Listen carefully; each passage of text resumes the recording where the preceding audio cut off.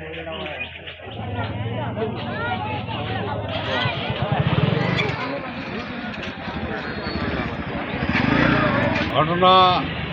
Patgram branch আছে আমাদের Shariful Islam branch officer loan. ও বের হয়েছিল সকালে 6:30 দিকে বেরিয়েছে।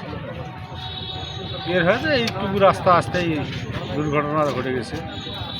এটা আসলে মেনে নেওয়া যায় না, একটা পরিবারের কেউ নেই। ও ছিল এতিম, মামার বাড়িতে মানুষ এসেছে, ওর মাও অসুস্থ, পরিবারে ও এখন আছে। কারণ বেঁচে আছে ওর বাচ্চাটা, আল্লাহ জানি রংপুরে নিয়ে গেছে, মোটামুটি সুস্থ কথা শুনতেছি। তার হাত দারাজ করুক, আল্লাহ তাকে বেঁচে রাখুক। কোথাও মেডিকেলে আছে, আমাদের ওখানে লোক আছে। আমার বাড়িটা হচ্ছে দিনাজপুর জেলার হাকিমপুর থানা। কতদিন থেকে কর্মরত আছেন উনি এখানে? পদক্ষেপে উনি আছে প্রায় 10 বছর প্লাস।